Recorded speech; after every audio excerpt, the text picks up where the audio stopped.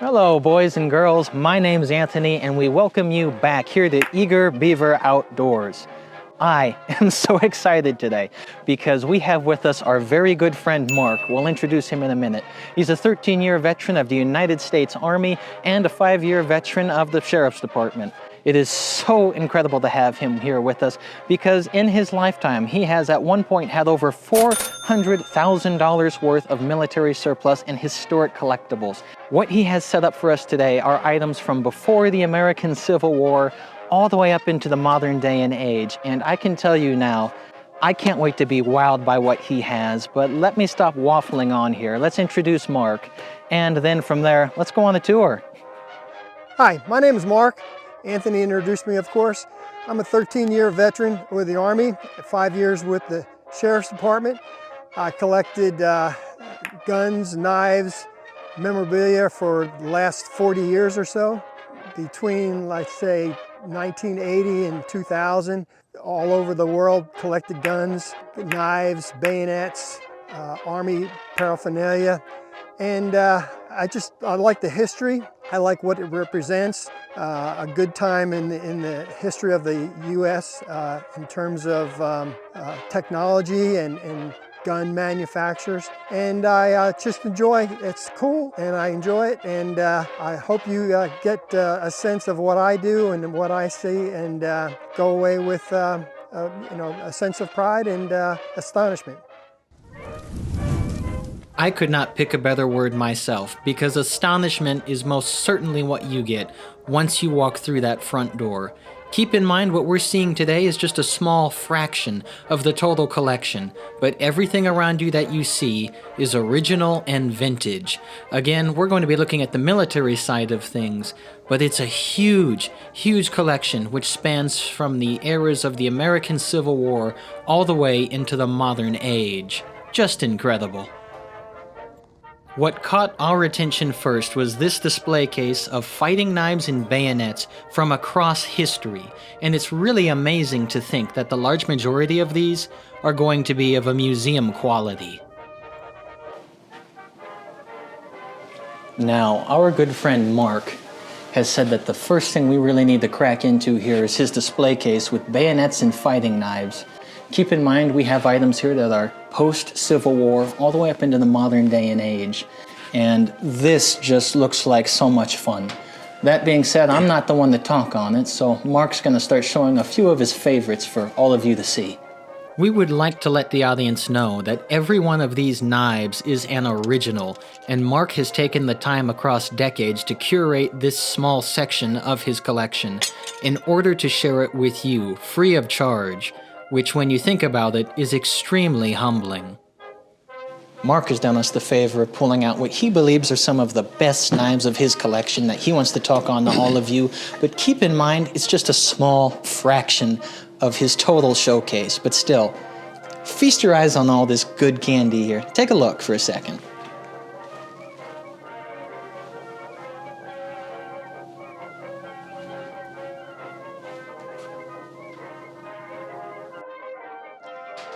Hi there, this is Mark again.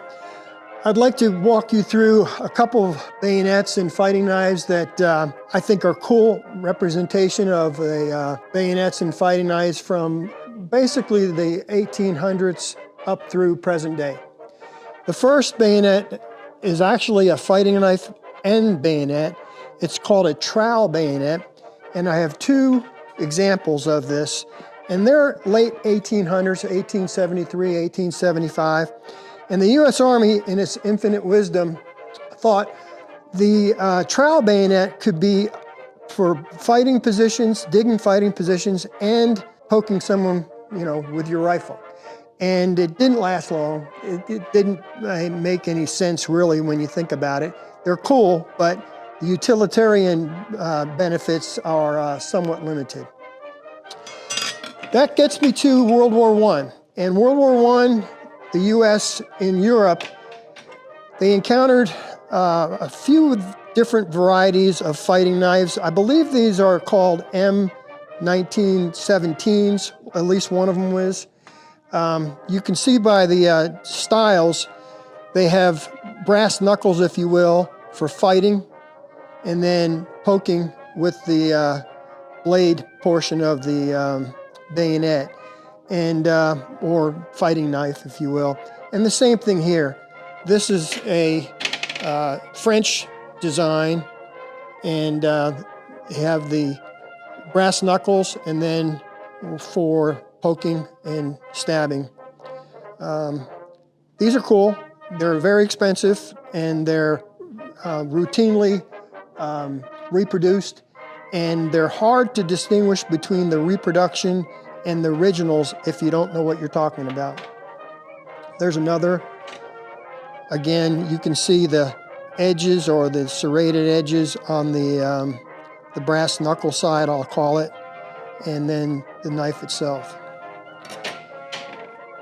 Which brings up to the bayonets.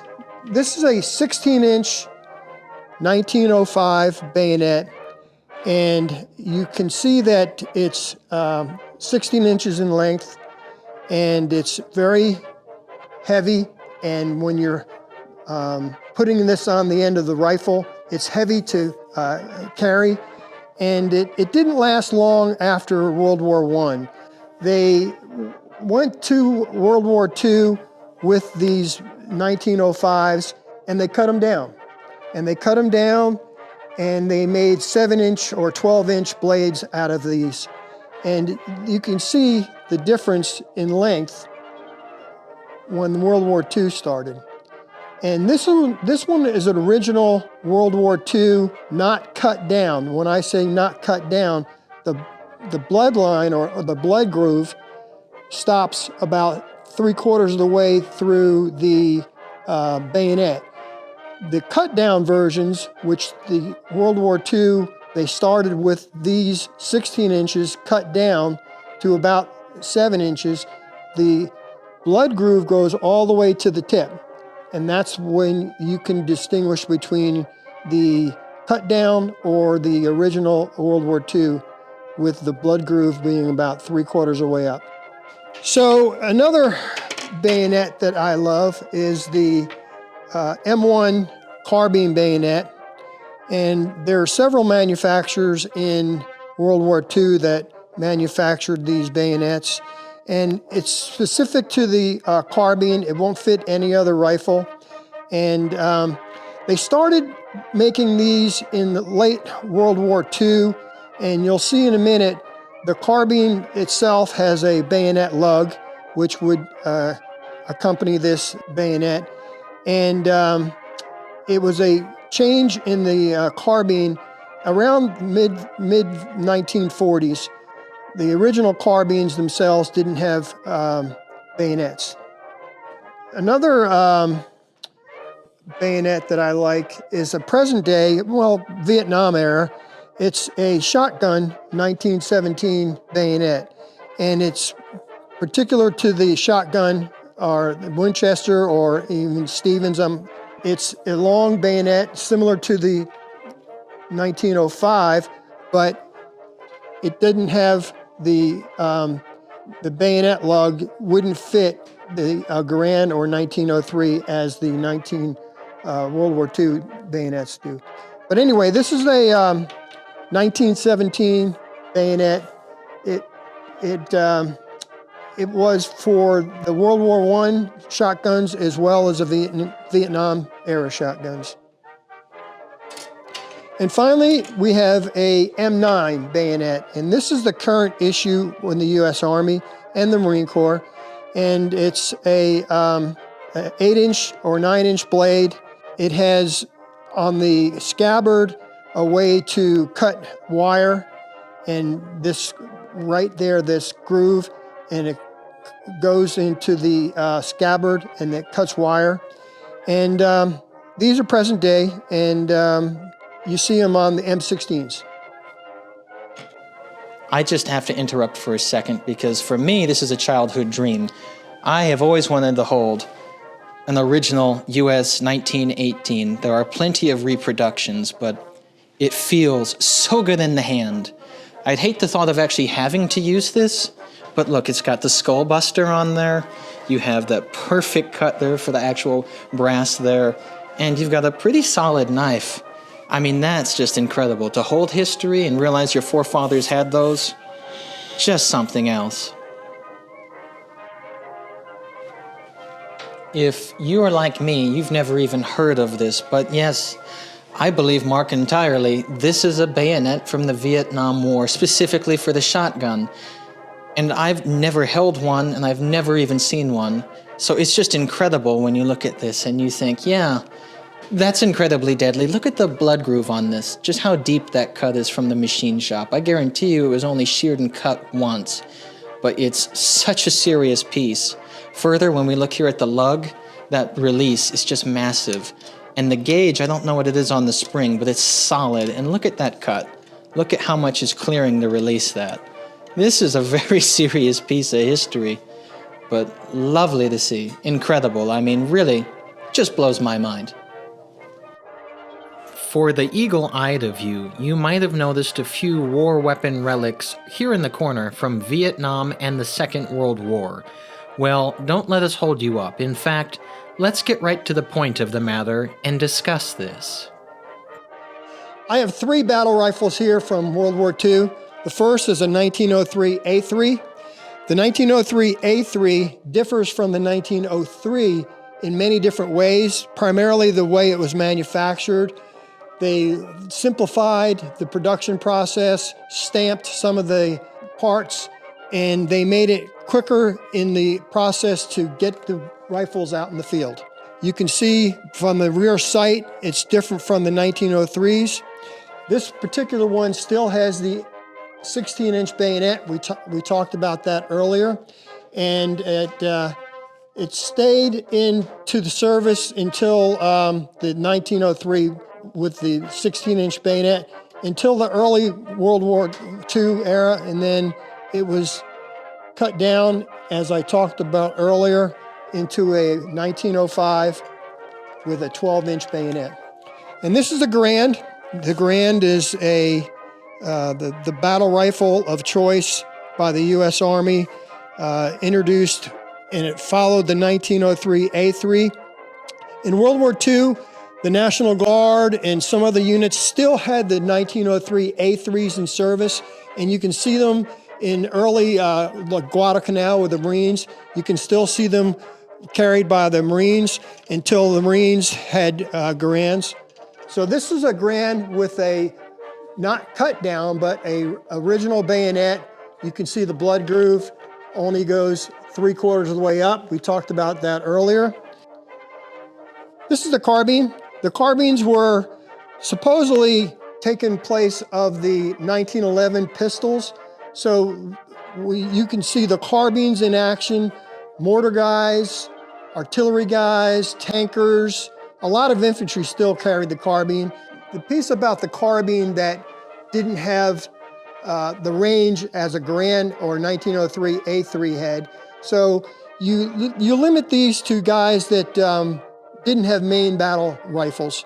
And again, the support guys and lieutenants and above typically carried carbines. This particular model was re-arsenaled, and you could tell by the bayonet. Earlier carbines didn't have the bayonet lug, and different models, for instance, the magazine release and the rear sight changed with the later models. The M15 Vietnam era, and this is cool. This is probably my favorite gun at present.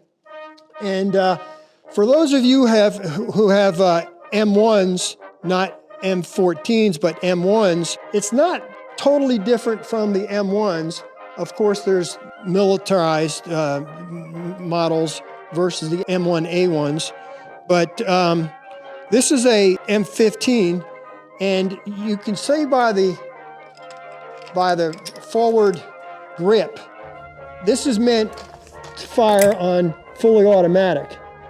And in the M14s had a history of riding up when they were shot in automatic. So soldiers were instructed to keep it on single shot, and the M15s would be employed in the platoon level as an automatic weapon. This one has a bayonet lug on it and a bayonet. It has a tripod and it has a forward grip, and it has a buttstock that has another way of gripping the battle rifle on fully automatic. So you would hold it like this and fire it, and or hold it from the ground and fire it. But this is a nice rifle. It's all original, about 90% original. It doesn't have the automatic selector switch employed on it. And this one has the buttstock, which you would find on the M15s as well. Let's take a moment now to discuss these 308 rounds, because there's something that you just don't buy off a store shelf. Starting here with the very first in block, these 8 bullets, without any bullet heads, happen to be blanks. Now these can be used for the likes of training, demonstration, or even for film pyrotechnics, and they're a great deal of fun. In the very next in block are one of my favorites. These 308 rounds with the black tip happen to be armor-piercing rounds, which you really don't find in the store, but they're so cool in a private collection. From there we have something a bit more standard. These bullets happen to be balls. So it's fairly simple, but they're cool to see. Moving along, we have one of my second favorites. These here with the red tip happen to be tracer rounds. So if you ever get lost in the dark, consider firing a few of these off, but make sure it's clear down range. This final collection of bullets in the in block with the orange tip happen to be incendiary rounds. So if you're ever looking for something to get a bit heated, these are the right ones to pick for you. A few other items that I'd like to point out that we saw while going on this tour in this private collection is this original enamel-covered, United States-issued canteen, along with this original World War II Marine Corps canteen, which happens to have the cross flaps here, and a plastic cap, which is really stunning, and it's in great, great condition. Along with that, we also happen to spot these pouches here for grenades. These are both khaki, original to World War II. This was a 2-pocket system, though some of them came with 3. Further, we have an early 1910 cavalryman's canteen with the original leather strap, an M1 Garand belt, this one in a very, very light khaki, so it meant it had an early issuance. We happen to see here on this belt as well a World War I 1911 magazine holder with the taller pockets, and it happens to have double snaps. Further, we have an early World War II medical pouch, and then here at the bottom, a World War II canteen with, again, plastic cap. All pretty cool. We would also like to highlight this original M1941 winter coat. This was a basic coat, however, this one has a wool liner, and it's in exceptional shape. Just take a look at it right now and you know it's seen combat, but at the same time, it's just so amazing to see that every one of these buttons was an original. Here towards the floor, we also saw these 2 original World War II Matics, which are just small, handheld pickaxes that would go to a platoon for the basis of digging a foxhole. Perhaps most incredible of all is this original M1878 canteen, specifically made here in 1907. These would have seen action during the Spanish-American War, so that is incredible. You can also notice that the original hook and strap are still nearly intact, so over 100 years later, this canteen still lives. Here we have 2 display cases. This very first one happens to be ammunition from around the Second World War and a little later on, all of these with original ammunition inside. Further, this display case happens to show a series of small items including dog tags, rank and insignia, medals, commemorations, and an assorted selection of buttons. All of these again are original. Being the rather overgrown children that we are, I can tell you now, my team could have stayed here with Mark near all day and just gone through every minute detail of every item in his collection. Unfortunately, Mark is a very popular and busy man. So, with this now shown, we must come to the close of today's demonstration. But if you've enjoyed seeing what you've seen, let us know. Mark might just be willing to share a little more.